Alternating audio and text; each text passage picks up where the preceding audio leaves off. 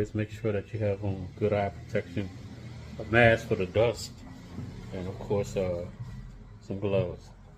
When you're, I've been told at least, when you're doing the sanding, don't push hard.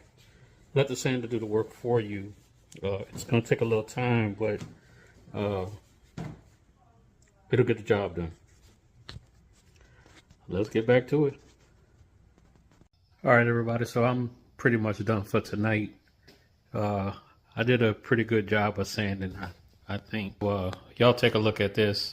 This is the actual one side that's completed. It's